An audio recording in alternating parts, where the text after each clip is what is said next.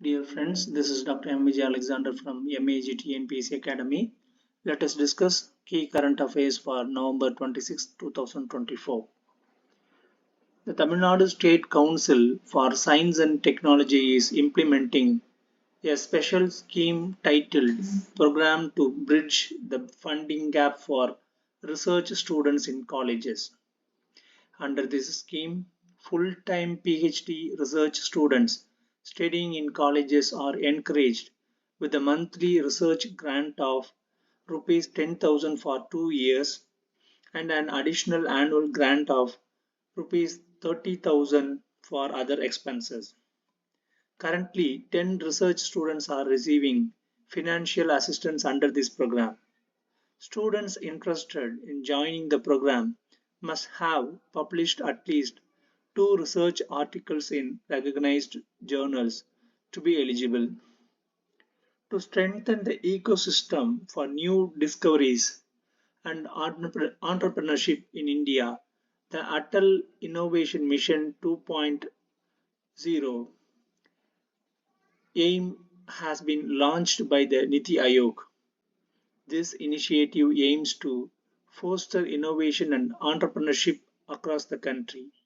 The program has been extended until March 31st, 2028, with a budget allocation of rupees 2,750 crore. India currently ranks 39th in the Global Innovation Index, and this extension of aims to help the country progress further by boosting its innovation ecosystem. India also has the third largest startup ecosystem globally, and the goal of this project extension is to be further accelerate its growth. Near the Andaman and Nicobar Islands, the Indian Coast Guard conducted a raid and seized approximately 6,000 kilograms of narcotics. In this operation, 6 individuals from Myanmar were arrested. Baran Island is located 150 kilometers from Port Blair. The central government has stated that among the applications seeking environmental clearance from the Tamil Nadu Environmental Impact Assessment Authority for projects in the Delta districts, two belonging to Vedanta and one to ONGC for projects proposed in environmentally sensitive zones. The central government grants approval based on the consent of the respective state government. In this context, the minister's reply clarified that no proposals from the Tamil Nadu government have been submitted in the past 5 years. The Indian government has extended the ban on United Liberation Front of Assam, that is ULFA, for another 5 years. The ULFA, which has been active since the 1990s, aims to separate the Assam state from India and has been linked to various armed militant groups. The government's decision comes as ULFA, led by Paresh Barua, continues to engage the subversive activities. The group is believed to be involved in planning violent acts along the China-Myanmar border, further complicating the security situation in the region. Since 1990, the Indian government has consistently banned the ULFA for its involvement in separatist movements and insurgent activities. Despite peace talks over the years, the organization remains active in its cause. A new national natural farming movement is being launched to promote organic farming across the country on a vast scale. The initiative aims to cover 7.5 lakh hectares of the land with a target to benefit 1 crore farmers. A fund of rupees 2,481 crore has been allocated for this project, which seeks to enhance public health and improve soil quality by encouraging the production of natural fertilizers and food products without chemicals. The initiative follows successful successful trials of natural farming in the 2019-2020 and 2022-2023 periods, which showed promising results. Currently, about 10 lakh hectares of land across India is being farmed using natural methods, marking significant progress towards sustainable agriculture.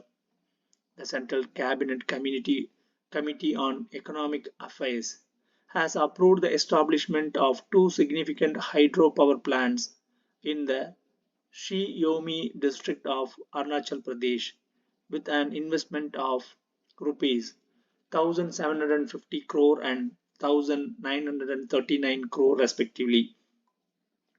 Dato 1 hydropower plant with a capacity of 186 megawatt, Hio hydropower plant with a capacity of 240 megawatt. These projects will help meet the growing energy demands of both Arunachal Pradesh and national energy needs. Additionally, the hydropower plants will provide 12% free power to Arunachal Pradesh and an additional 1% energy under the local area development fund. This will also contribute to improving socio-economic conditions and infrastructure development in the region.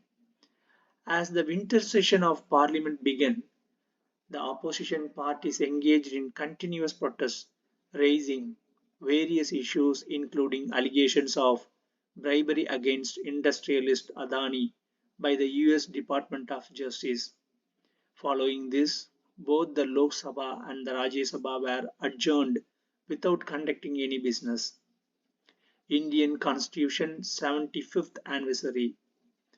The global average lifespan of constitutions is 17 years, according to political constitution expert Sasari Elkin's research. Experience shows that the older a constitution, the stronger the protection of citizens' rights. The book, The Endurance of National Constitutions, authored by Elkins, Kingsburg, and Melton, emphasized that the clarity of constitutional provisions correlates with their durability. India's constitution, in place for 75 years, is a remarkable testament to this. When the Constituent Assembly was formed in July-August 1946, it faced challenges unparalleled by any other nation. The Assembly carried the immense responsibility of drafting a constitution for a nascent democracy that was ancient in civilization and culturally and linguistically and religiously diverse.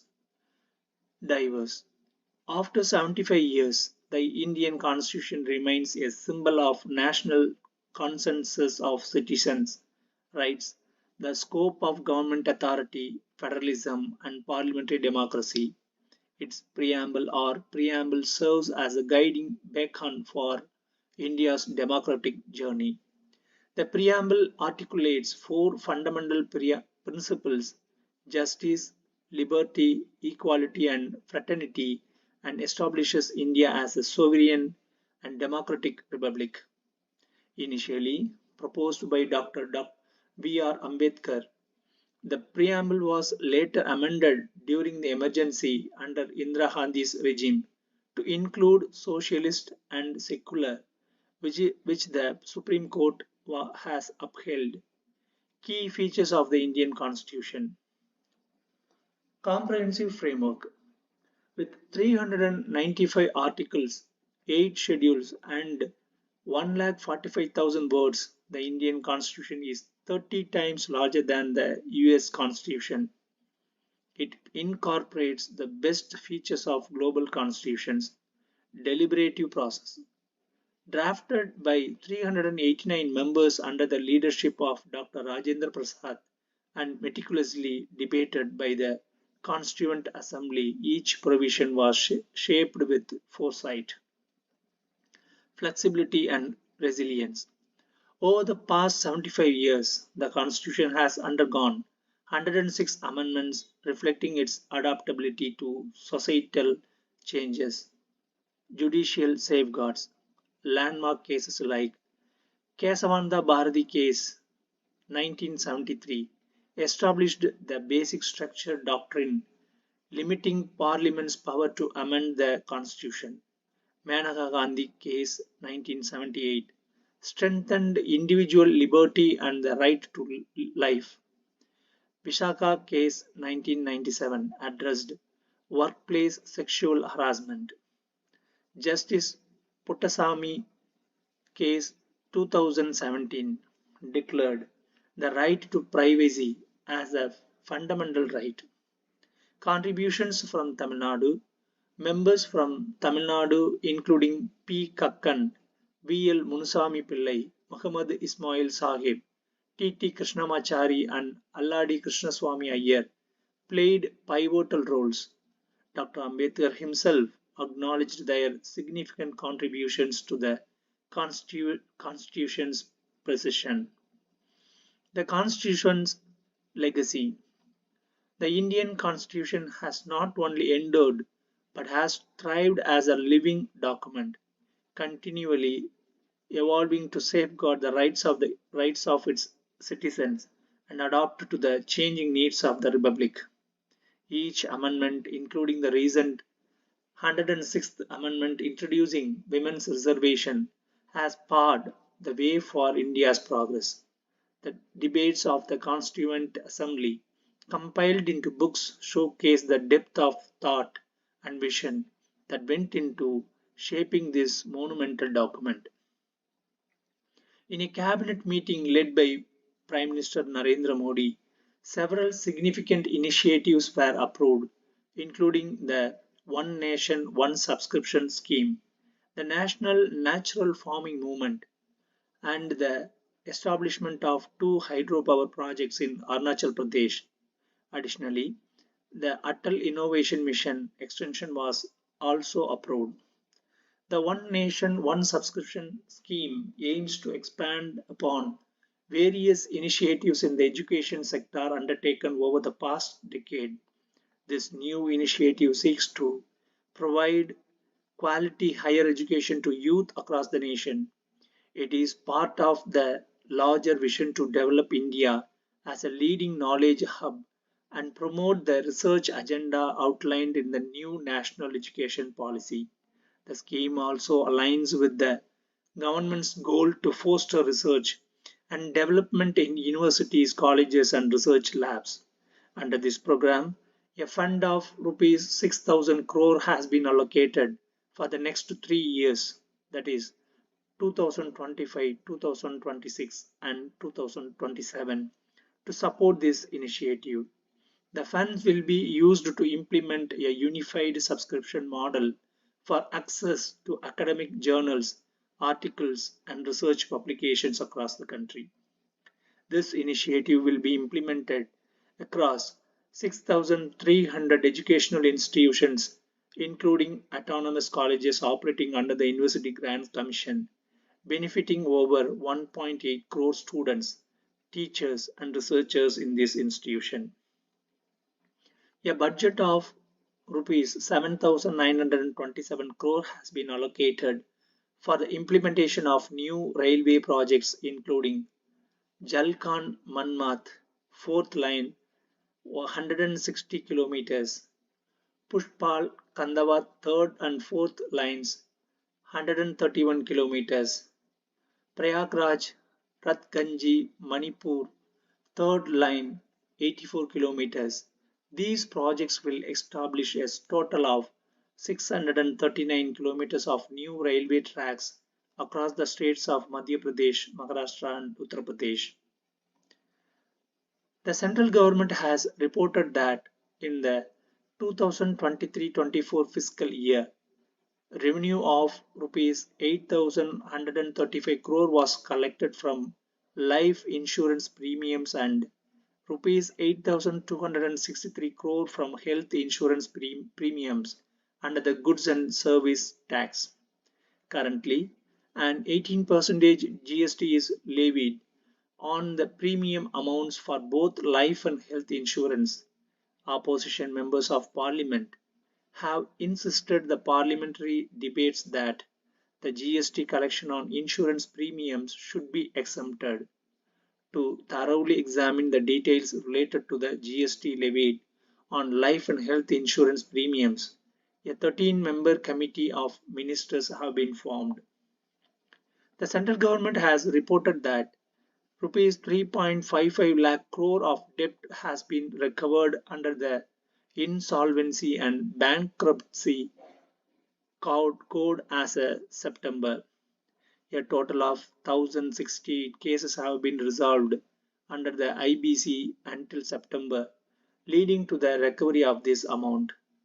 To further strengthen and properly implement IBC procedures, six amendments have been made in Parliament. Additionally, the Insolvency and Bankruptcy Board of India has made over 100 amendments to the regulations of IBC. Meanwhile, rupees 8,505 crore has been reported as unutilized in the Employee Provident Fund by the Union Minister of State for Labour, Shobha Karandalaje, in a written response in the Lok Sabha. According to her statement, under the Employees Provident Fund scheme 1952, some accounts have been categorized as non-operational. As of 2023-24, there are 21,55,387 inactive accounts containing rupees 8,505 crore. In comparison, in 2022-23, 17,44,518 accounts contained rupees 6,804 crore. In 2018-19, 6,91,774 accounts contained rupees 1,638 crore. This unutilized amount has been increased fivefold over the past 6 years. Prime Minister Narendra Modi emphasized the importance of integrating cooperative societies into the circular economy, highlighting their potential to contribute to sustainable economic practices. He further called for enhanced international cooperation in this sector to foster innovation and global collaboration. The Prime Minister underscored that cooperatives play a pivotal role in driving local and regional development, and their alignment with circular economy principles can lead to more efficient resource utilization, waste reductions, and environmental sustainability. By strengthening cooperatives and encouraging cross-border partnerships, Modi emphasized that the global community can collectively achieve economic resilience and ecological balance. Chief Minister M.K. Stalin inaugurated the Virudugal Center at Kannagi Nagar in Solinganallur, Chennai, to provide integrated physical and mental rehabilitation services for persons with disabilities. Former Chief Minister Karunanidhi, for the first time in India, established a dedicated department for the welfare of persons with disabilities, aiming to safeguard their well-being. He also introduced the term persons with disabilities to ensure they are addressed with dignity. The Rights of Persons with Disabilities scheme, implemented with World Bank assistance, aims to establish easily accessible integrated service centers. Under this scheme, 273 integrated service centers will be set up across Tamil Nadu, with the first one being the Virudugal Center in Kannagi Nagar, Solinganallur. Chief Minister Stalin inaugurated this center, which offers six services in one location: special education, vision care, cosmetology, hearing and speech therapy, physiotherapy, and psychological counseling. This center is also integrated with the Chief Minister's Comprehensive Health Insurance Scheme. The Mamallapuram, also known as Mahabalipuram, has been designated as the country's first green tourism destination. This initiative was made possible through a memorandum of understanding signed between the Mada Amritanandamayi Math and the Green Destinations Organization from the Netherlands. The partnership aims to develop the region as an eco-friendly tourism hub, promoting sustainability and environmental conservation. In the Davis Cup tennis final, the current champions Italy defeated the Netherlands with a 2-0 scoreline, successfully retained the championship trophy. Additionally, Italy claimed the Billie Jean King Cup title for women's teams just last week, marking a double championship victory for the country this year. A look at birth rates. Global trends. In 1950, the average fertility rate worldwide was 5 children per woman. By 2023, this figure has dropped to 2.3 children, marking a 50% reduction over the past 75 years. If this trend continues, the global fertility rate is projected to decline to 1.7 by 2100, according to a study by the Institute for Health Metrics and Evaluation at Washington University.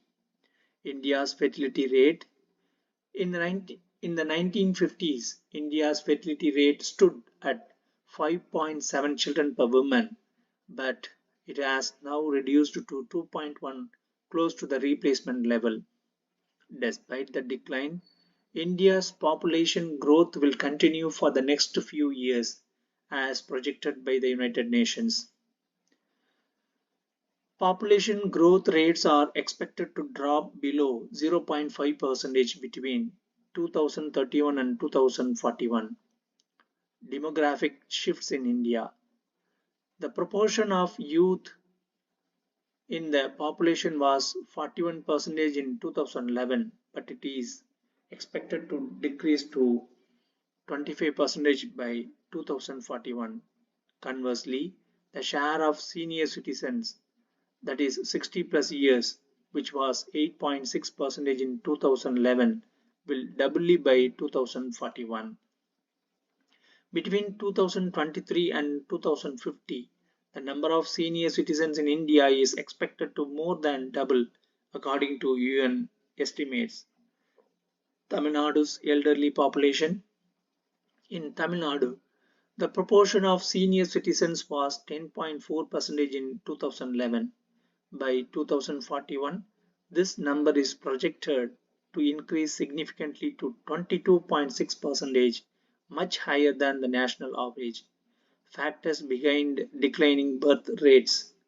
Key factors influencing the decline in birth rates include higher marriage age, access to effective contraceptive methods, increased education and employment opportunities for women, rising cost of living, economic and social impacts. A rapidly declining birth rate leads to a reduction in the working age population within 25 years. Simultaneously, the population of those aged 60 plus begins to rise, creating a demographic shift. The focus has shifted from family planning to discussions about child naming, reflecting the societal and economic realities of declining fertility.